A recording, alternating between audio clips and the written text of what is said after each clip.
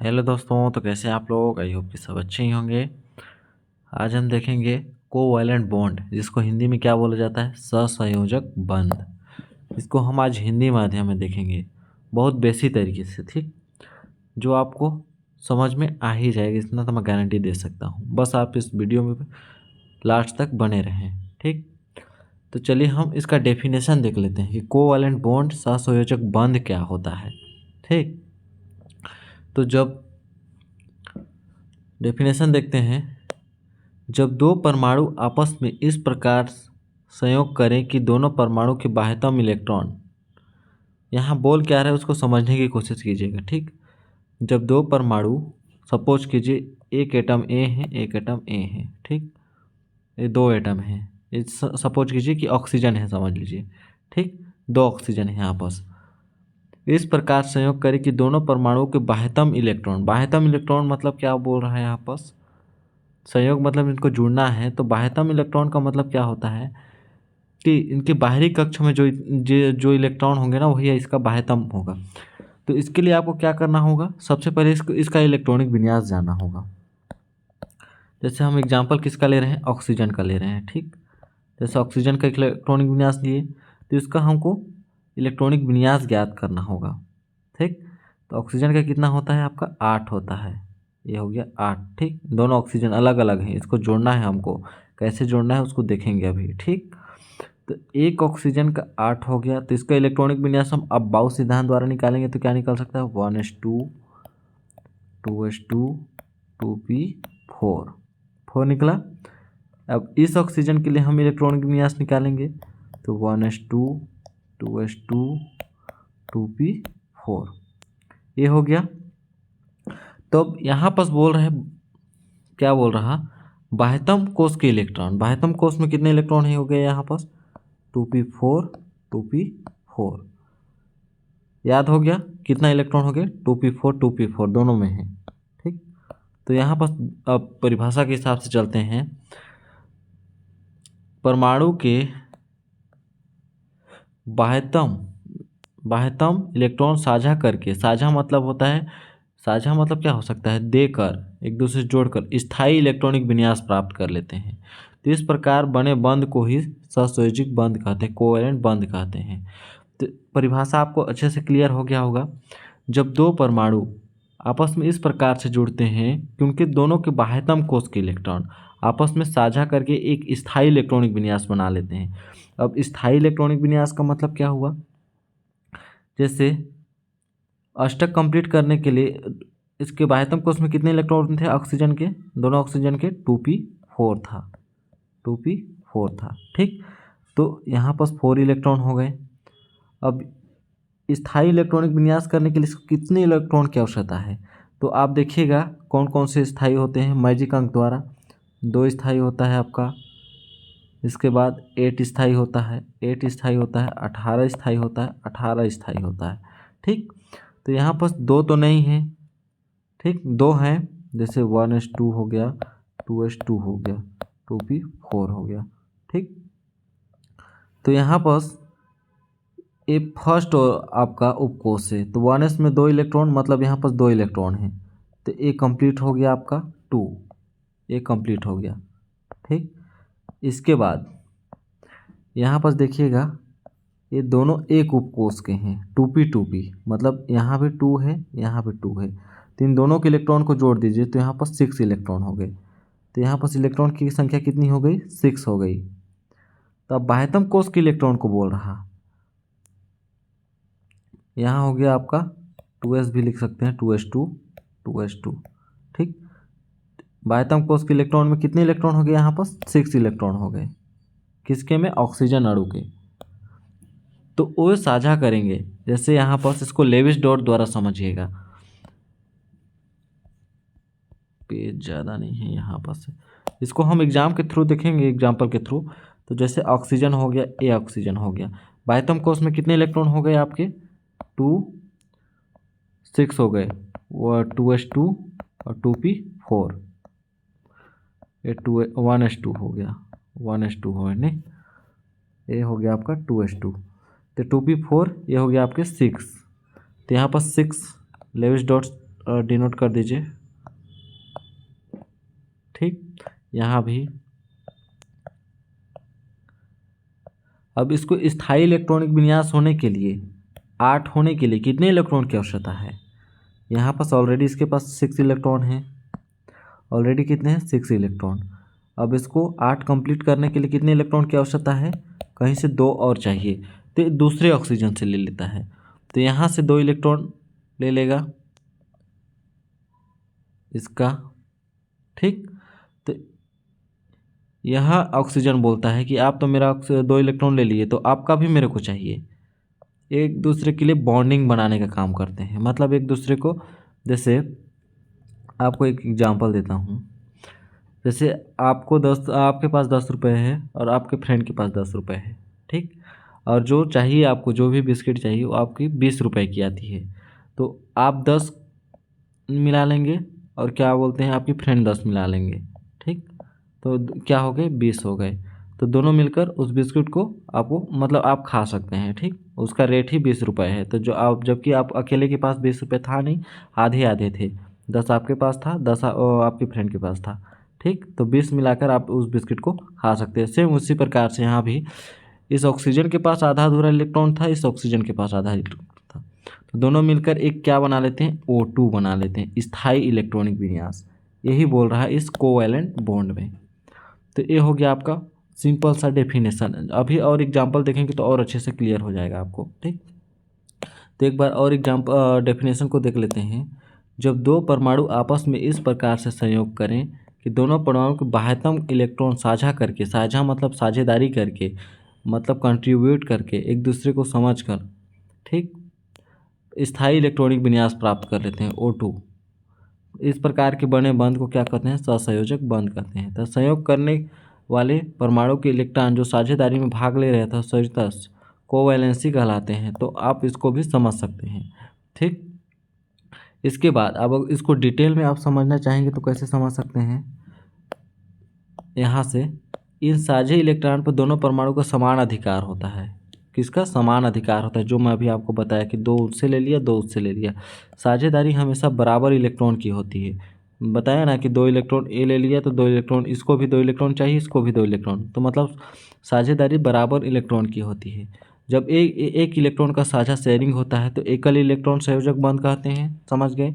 जब एक इलेक्ट्रॉन का होगा तो उसको सिंगल कोवैलेंट बॉन्ड कहेंगे। जिससे 2 परमाणु के मध्य एक लाइन बनेगी, एक लाइन मतलब 1 बॉन्ड बनेगा।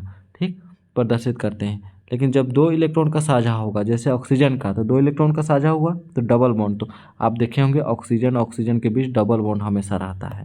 ठीक, तो इससे द्विसंयोजक बंध या डबल कोवैलेंट बॉन्ड बनता है।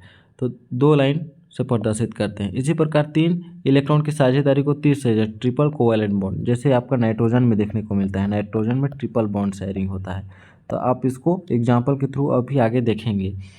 ठीक, तो जिससे 3 लाइन प्रदर्शित होती है। इस प्रकार इलेक्ट्रॉन जोड़ों, पेयरों द्वारा परमाणु आपस में बन जाते हैं तथा एक अणु बन जाता है। अणु मतलब होता है जैसे 2 ऑक्सीजन मिलकर O2 बनाया ना, 2 नाइट्रोजन मिलकर N2 बना लेते हैं, तो ये अणु फॉर्म ले लेते हैं। ठीक, यदि हम एग्जाम्पल देखें, अब आगे आगे क्या देखेंगे? एग्जाम्पल। दोस्तों आपको बहुत लंबा लग रहा होगा, लेकिन एक बार हमेशा के लिए समझने के लिए आपको लंबा थ्योरी पढ़ना पड़ेगा। ठीक, तो यहाँ से आपको तो क्लियर हो रहा होगा, मेरे को भी लग रहा। तो आपको थ्योरी को देखकर डरना नहीं है, उसको समझना है, ताकि आपकी नॉलेज बढ़ेगी।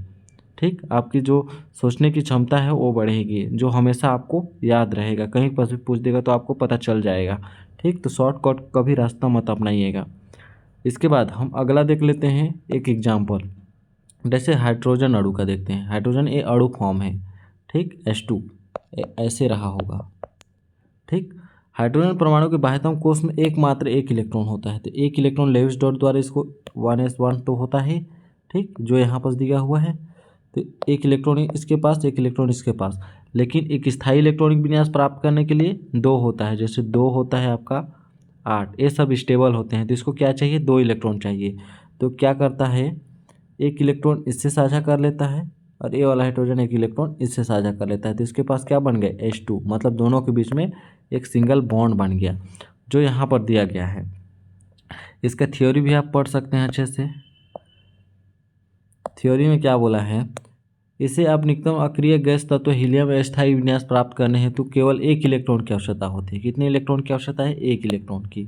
केवल एक इलेक्ट्रॉन साझा करके प्राप्त हो सकता है। अतः जब दो हाइड्रोजन परमाणु आपस में संयोग करके, देखिए यहाँ पर दिया हुआ ये भी आपका इलेक्ट्रॉन है, ठीक, संयोग करके ये जैसे यहाँ पर जिसको इलेक्ट्रॉन शेयरिंग डिनोट किया है, हाइड्रोजन अणु बनाते हैं। दोनों परमाणु के मध्य में एक एक इलेक्ट्रॉन का साझा होता है। दोनों परमाणु एकल सहसंयोजक बंध मतलब सिंगल कोवैलेंट बॉन्ड बोल सकते हैं द्वारा आपस में जुड़ जाते हैं तथा स्थायी विन्यास प्राप्त कर लेते हैं, 1s2 कर लेते हैं, ठीक, H2 अणु का। तो ये आपका हो गया हाइड्रोजन अणु का सिंपल सा, जहाँ पर हाइड्रोजन और हाइड्रोजन के बीच सिंगल बॉन्ड बना। इसके बाद दूसरा एग्जाम्पल क्या बोल रहा है? दूसरा एग्जाम्पल हम क्लोरीन का ले लेते हैं, क्लोरीन अणु का। तो क्लोरीन में भी सेम होता है। क्लोरीन परमाणु के बाह्यतम कोष में 7 इलेक्ट्रॉन होते हैं। जैसे यहाँ पर जैसे इसका इलेक्ट्रॉनिक विन्यास हम निकाले किससे? अब बाउ मेथड से। 17 होता है इसका इलेक्ट्रॉनिक विन्यास, ठीक। तो ये हो गया 1s2 2s2 2p6 3s2 3p5। तो इसको कैसे लिख सकते हैं? 1s2 हो गया तो ये 2 हो गया, इसको हम कैसे लिख सकते हैं? जैसे यहाँ पास हो गया 2, ये हो गया दोनों मिलाकर 8, इसके बाद हो गया 7। तो देखिए स्थायी इलेक्ट्रॉनिक विन्यास प्राप्त करने के लिए क्या जरूरत है? 2 8 8। तो यहाँ पास 8 नहीं 7 है लास्ट में। तो बाह्यतम कोष में कितने इलेक्ट्रॉन हो गए? 7 इलेक्ट्रॉन हो गए। देखिए इसके बाद इसको स्थायी इलेक्ट्रॉनिक विन्यास प्राप्त करने के लिए कितने इलेक्ट्रॉन की आवश्यकता है? ओनली एक इलेक्ट्रॉन की। तो देखिए यहाँ पर थ्योरी पढ़ लेते हैं और अच्छे से क्लियर होगा।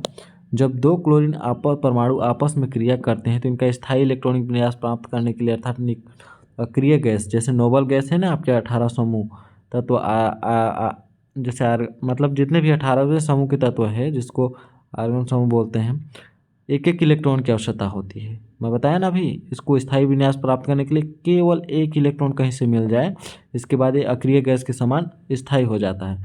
अवस्था होती है जो एक एक इलेक्ट्रॉन की साझेदारी से बनता है। तो उसको हम यहाँ पर देख सकते हैं। जैसे क्लोरीन को हम डिनोट कर दिए, बाह्यतम कोष में कितने इलेक्ट्रॉन है? 7 इलेक्ट्रॉन। तो 7 इलेक्ट्रॉन यहाँ हम लेविस डॉट द्वारा शो कर दिए, ठीक। सेम यहाँ पर भी वही है, इसको डॉट द्वारा शो किया है और इसको क्रॉस चिन्ह द्वारा, ठीक। तो यहाँ पर देखिए इसको कितने इलेक्ट्रॉन की आवश्यकता है? एक इलेक्ट्रॉन की, 8 होने के लिए। तो यहाँ पर एक एक इलेक्ट्रॉन की यहाँ पर ये लोग शेयरिंग कर लिए, यहाँ से यहाँ शेयरिंग किए, ठीक। तो यहाँ पर बन गया आपका Cl। तो इसको हम Cl2 भी बोल सकते हैं, Cl2। इसी प्रकार हम अगला एग्जाम्पल देख लेते हैं। अगला एग्जाम्पल क्या है आपका? ऑक्सीजन अणु का, जिसका मैं पहले बता चुका हूँ। तो एक बार और पढ़ लीजिए और अच्छी तरीके से रियलाइज हो जाएगा। तो यहाँ पर ऑक्सीजन परमाणु जो होता है, ऑक्सीजन परमाणु के बाह्यतम कोष में 6 इलेक्ट्रॉन होते हैं, ठीक। तो यहाँ पर कैसे 6 इलेक्ट्रॉन हुए? यहाँ पर देखिए ये हो गया 2, ये दोनों एक ही कक्षक के हैं, 2p होगा यहाँ पर। तो ये हो गया आपका 6 इलेक्ट्रॉन हुए। तो 6 इलेक्ट्रॉन हो गया। तो इसको अक्रिय गैस के समान होने के लिए केवल 2 इलेक्ट्रॉन की कहीं और से आवश्यकता है। तो क्या बोलते हैं यहाँ पर, क्या बोल रहा है? स्थायी इलेक्ट्रॉनिक विन्यास अथवा निकटतम अक्रिय गैस तत्व विन्यास प्राप्त करने के लिए 2 इलेक्ट्रॉन की आवश्यकता है। ओनली कितना? 2 इलेक्ट्रॉन। तो निकटतम अक्रिय गैस जैसे नियोन हो गया, तो उसके समान इसको कैसे हो सकता है? 10 लाने के लिए इसको ओनली 2 इलेक्ट्रॉन की आवश्यकता होगी। यहाँ पर 2p4 है ना, तो यहाँ पर यदि 2p6 आ जाता है तो ये नियोन की तरह स्थायी विन्यास को प्राप्त कर लेगा। तो जब 2 ऑक्सीजन परमाणु आपस में संयोग करते हैं, क्या? जब 2 ऑक्सीजन, तो यहाँ पर देखिए बाह्यतम कक्ष में कितने इलेक्ट्रॉन है? 6 इलेक्ट्रॉन। तो यहाँ पर लेविस डॉट द्वारा इसको शो कर दिया, यहाँ भी आपको नियोन को शो कर दिया। हाँ यहाँ नियोन है। आप यहाँ पर ना ये नहीं होगा आपका, ये नहीं होगा। ऑक्सीजन को ले रहे हैं तो ये नहीं होगा आपका, ठीक। तो इसके बाद देखिए 2 इलेक्ट्रॉन ये लोग शेयर कर लिए, जो मैं ऊपर में सबसे फर्स्ट में एग्जांपल दिया था। तो ऑक्सीजन मिलाकर O2 अणु बना लेते हैं। तो ये आपका डबल बॉन्डेड हो जाता है। अभी तो सिंगल बॉन्डेड देख रहे थे, डबल बॉन्डेड, तो इसलिए ये क्या बन गया आपका? डबल बॉन्ड वाला बन गया। इसी प्रकार हम देख सकते हैं नाइट्रोजन अणु का। नाइट्रोजन का भी मैं बता चुका हूँ। नाइट्रोजन के बाहरी कोश में कितने इलेक्ट्रॉन है? 5 इलेक्ट्रॉन। यदि नाइट्रोजन का हम इलेक्ट्रॉनिक विन्यास निकालें, नाइट्रोजन का एटॉमिक नंबर 7 होता है, तो इसका इलेक्ट्रॉनिक विन्यास निकालें तो हो गया 2, ये हो गया आपका 7। कितना हो गया? 7। यहाँ पर नाइट्रोजन का इलेक्ट्रॉनिक विन्यास निकाला तो है, बट यहाँ पर 2p5 ना होकर 2p3 होगा, जो 5 होता है। यहाँ पर आपका 2p3 होगा, यहाँ 2 5 होगा। तो 5 अष्टक कंप्लीट करने के लिए इसको 3 इलेक्ट्रॉन कहीं और से मिल जाए, क्योंकि 2 8 होता है ना, तो इसके पास 5 इलेक्ट्रॉन तो ऑलरेडी पहले से हैं। तो यदि हम 3 इलेक्ट्रॉन कहीं से एडजस्ट कर लें तो ये आपका स्थायी इलेक्ट्रॉनिक विन्यास की तरह बिहेव करने लगेगा। तो देखिए यहाँ पर नाइट्रोजन अणु बढ़ने के लिए दोनों परमाणु 3-3 इलेक्ट्रॉन की साझा करेगा। कितने इलेक्ट्रॉन की? 3 इलेक्ट्रॉन की। तो स्थायी विन्यास को प्राप्त कर लेगा, जिसे ट्रिपल कोवैलेंट बन जाएगा। तो यहाँ पर हम निकाल लेते हैं लेविस डॉट द्वारा, इसका हम शो कर देते हैं। जैसे एक नाइट्रोजन ये हो गया आपका, एक नाइट्रोजन ये हो गया, लेविस डॉट द्वारा शो किए इसको, 5 इलेक्ट्रॉन हुए, यहाँ पर 3 होगा जी, हाँ 5 इलेक्ट्रॉन हुए, यहाँ भी 5 इलेक्ट्रॉन हो गया। तो ये लोग 3-3 इलेक्ट्रॉन का आपस में साझा कर लेते हैं, 3-3 इलेक्ट्रॉन का क्या कर लेते हैं? साझा। तो An2 अणु बन जाता है। देखिए ट्रिपल बॉन्ड हुआ, तो ये हो गया इसका ट्रिपल बॉन्डेड वाला। यदि हम 4 बॉन्ड का हम देखें, कार्बन हमेशा 4 बॉन्ड बनाता है, इतना याद होगा आपका, ये आपका टेट्रावैलेंट होता है। तो इसी प्रकार हम मेथेन का एग्जाम्पल देख सकते हैं। तो इसको आप देख सकते हैं, आप पढ़ के भी समझ सकते हैं। आई होप आपको अच्छे से क्लियर हुआ होगा। एक बार वीडियो को और रिवाइंड करके देखिएगा, ताकि और अच्छी तरीके से क्लियर हो जाएगा। मिलते हैं अगले नेक्स्ट वीडियो में, तब तक के लिए धन्यवाद।